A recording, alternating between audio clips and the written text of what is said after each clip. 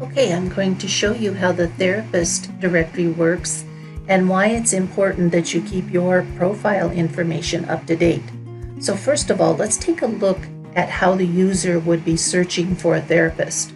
So let's go over to the horizontal bar and let's hover over Find a Therapist, and we can start by doing a therapist name search.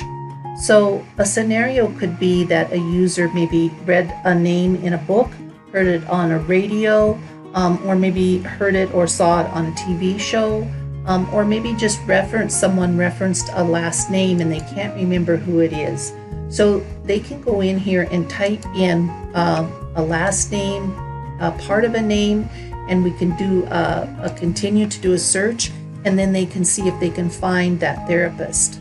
So you can see that for the word wise, we've got several results here. So that's how a name search can work. It also gives a location as long as the information is completely filled out, and that means that it needs to have a city, a state, and a zip code in there. So those things are very important that you have that.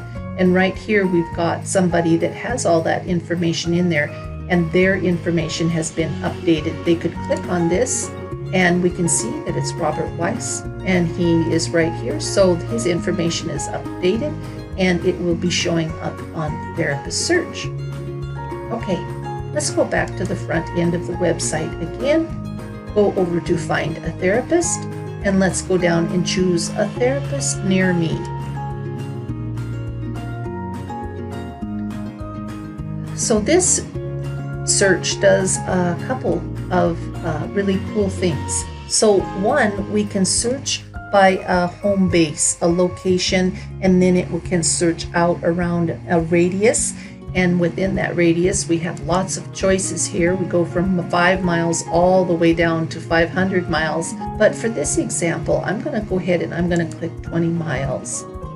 I should show you this starting address. Are we going to be using my own address or a professional address? So I'm going to just put a professional address in there. Okay. And I'm going to scroll down. Now I could, if I wanted to, I could do a search right now, and it would have several results that would come up. So let's take a look and see what that's like. So I'm clicking continue, and it's looking through the database, and it found 11 results here. Let's go back to the front end again. Find a therapist. Let's go to therapist near me. I'll go ahead and use my professional address in here.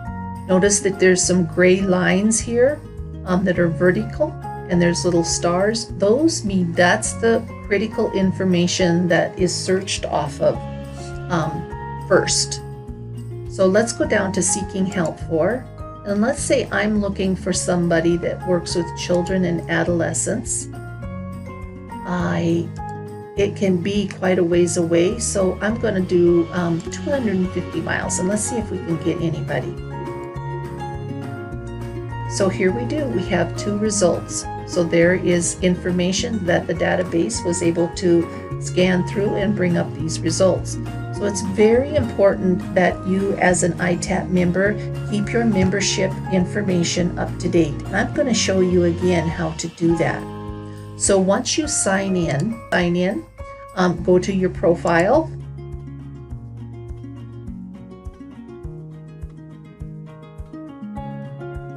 And this will be information that people can find out about you. So we ask that you put a headshot in and all of your professional information. To do that, you can see under professional information, there's an edit button. So click that. So you can see here is my professional information in here. Now, if you happen to have more than one office, then we've got an option for you to put in for an additional office and even a 3rd office location. So you can make this quite powerful. Of course, for services provided, please check all that apply. For seeking help for, the same, and for treatment orientation. So you can either select all of them if that applies to your practice, or you can uncheck or check the ones that do apply. Any of these fields that say not visible from the profile, that is not, that will not be seen by the public. That is only viewable to you as a member and no one else. Even another member cannot see your information here, so that's all private. So once you've got that all updated, then you can go ahead and accept the terms of use and click Save. Now notice that there's address validation in here. So it is asking me, this address does not appear to be valid. What this means is you need to go back in and take a look and make sure that the address that you put in is your correct address. Even if you get this pop-up, doesn't mean that you've entered the wrong address. It's wanting you to validate. It only can search beyond the criteria that's already in the database. So the more information we get in, the more accurate that result will be. So in this instance, my address is correct, and so I'm going to choose continue with the address I entered. And now that will be updated. So that's how you use the therapist directory. Good luck.